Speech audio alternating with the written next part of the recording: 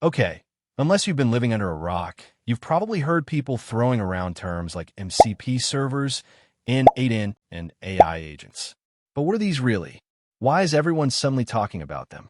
And most importantly, can you actually use them to your advantage? Well, if you're curious, stick around, and I'll break these fancy terms down in plain, simple words. So next time someone starts talking about these techs, you won't get left behind, and you might even flex this knowledge to your grandma or to a girl on your first date. Okay, let's start with MCP servers. MCP stands for Model Context Protocol.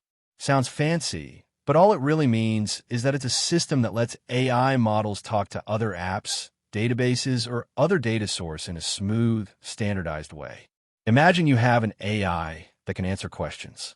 It can give you answers that are available on the internet, but it cannot answer personal questions for you, like, when's my next meeting with Alex?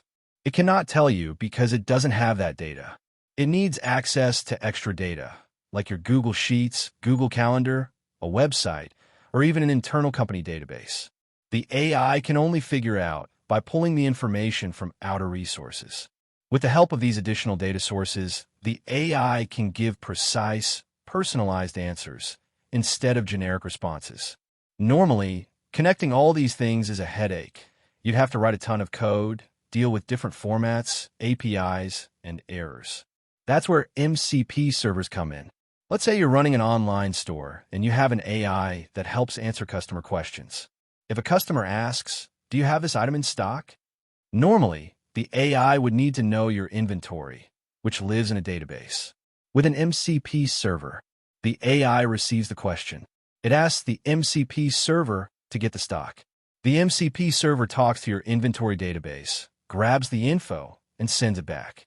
The AI now confidently tells the customer how much stock is available. This makes building AI-powered tools way faster and more reliable. Now moving on to n8n. It is like your personal workflow assistant. It's an open-source automation platform that lets you connect different apps and services without writing a ton of code and automate most of the task. Imagine all the repetitive stuff you do every day, like moving data from Gmail to Google Sheets, sending Slack messages, or updating a CRM. Normally, you do all that manually or write scripts for each step. But this allows you to automate all of it in one place using a simple visual workflow. You don't need to write code, just drag and drop, and you can automate most of your task. In simple terms, you specify when X happens, do Y, then Z. This is cool because it's flexible, open source, and can integrate with hundreds of apps. Let's say you get emails from customers every day asking for product info. With n8n, you can set up a workflow something like, new email arrives in Gmail. It reads the email and extracts the customer's request. It adds the data to Google Sheets for tracking. Then it sends a Slack notification to your team. All of that happens automatically. No clicking around, no manual copying and pasting. Now let's talk about Agentic AI.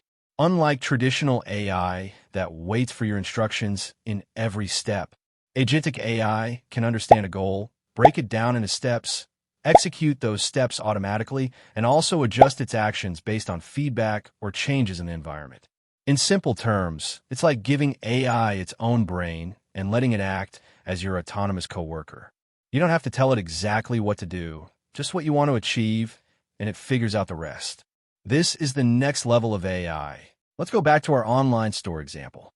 If you want to provide top-notch customer support, an Agentic AI could automatically monitor all customer messages, draft personalized responses, and also check inventory in real time. Along with that, it can also schedule shipping or refunds without human input. Essentially, it's like having an employee, but it's actually an AI. You don't manually tell what to do. You just tell it what is the goal, and it will figure that on its own. So that was the explanation of the new technologies that will change the way we work in the future. I hope my explanation was easy to understand and you actually learned something from this. If this video was informative, make sure to subscribe, and I'll see you guys in the next one.